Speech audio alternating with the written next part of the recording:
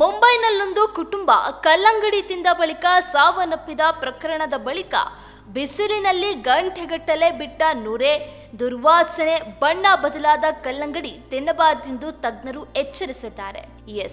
ಮಾರುಕಟ್ಟೆಯಲ್ಲಿ ಬಿಸಿಲು ಮತ್ತು ಸೆಕೆಗೆ ತೆರೆದ ವಾಹನದಲ್ಲಿ ಇಟ್ಟ ಕಲ್ಲಂಗಡಿಗಳನ್ನು ಖರೀದಿಸಿರಬಹುದು. ಅಂತಹ ಕಲ್ಲಂಗಡಿಗಳು ಯಾವಾಗಲೂ ಅಪಾಯಕಾರಿ.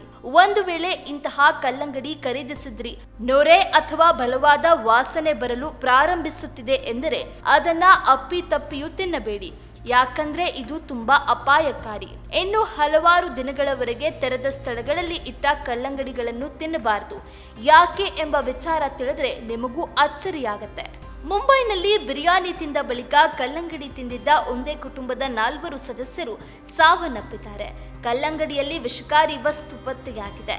ಅದು ಅವರೆಲ್ಲರ ಮೇಲೆ ಮಾರಕ ಪರಿಣಾಮ ಬೀರಿದೆ ಎಂಬುದನ್ನು ಸ್ಪಷ್ಟಪಡಿಸುತ್ತದೆ. ವೈದ್ಯರು ಇದನ್ನೇ ಹೇಳಿದ್ದಾರೆ. ಇಂತಹ ಕಲ್ಲಂಗಡಿ ತಿಂದಿರೋದ್ರಿಂದ ಮೂತ್ರಪಿಂಡ ವೈಫಲ್ಯವಾಗಿದೆ. ಕೆಲವು ಅಪಾಯಕಾರಿ ರಾಸಾಯನಿಕಗಳು ಕಲ್ಲಂಗಡಿಯನ್ನ ಪ್ರವೇಶಿಸಿದೆ ಅಥವಾ ಕೆಲವು ಅಪಾಯಕಾರಿ ಬ್ಯಾಕ್ಟೀರಿಯಾಗಳು ಅದರಲ್ಲಿ ಬೇರೂರಿದ್ವು ಎಂದು ವೈದ್ಯರು ಶಂಕಿಸಿದ್ದಾರೆ. ನೆಲದ ಮೇಲೆ ಅವುಗಳ ಬೆಳವಣಿಗೆಯಿಂದಾಗಿ ಕೆಲವು ಬ್ಯಾಕ್ಟೀರಿಯಾಗಳು ಅವುಗಳ ಹೊರ ಮೇಲ್ಮೈಯಲ್ಲಿ ನೆಲೆಗೊಳ್ಳುತ್ತದೆ. ಇದು ಕೆಲವು ಒಳಭಾಗವನ್ನ ಪ್ರವೇಶಿಸಲು ಕಾರಣ ಆಗಲಿದೆ. ರಾಸಾಯನಿಕಗಳು ಸಹಜವಾಗಿ ಯಾವಾಗಲೂ ವಿಷತ್ವದ ಅಪಾಯವನ್ನ ಉಂಟು ಮಾಡಬಹುದು. ಹೌದು, ಬಿಸಿಲಿನಲ್ಲಿ ಬಿಟ್ಟ ಕಲ್ಲಂಗಡಿಗಳು ತೀವ್ರವಾದ ಶಾಖ ಮತ್ತು ಸೂರ್ಯನ ನೇರ ಬೆಳಕಿಗೆ ಒಡ್ಡಿಯಾಗುತ್ತೆ. ಪರಿಣಾಮವಾಗಿ ಕಲ್ಲಂಗಡಿಯ ಆಂತರಿಕ ರಚನೆಯು ವೇಗವಾಗಿ ಬದಲಾಗಬಹುದು. ಅವುಗಳನ್ನ ಕತ್ತರಿಸಿ ತಿನ್ನೋದು ಅಪಾಯಕಾರಿ. ಇದಕ್ಕೆ ಕೆಲವು ವೈಜ್ಞಾನಿಕ ಕಾರಣಗಳಿದೆ.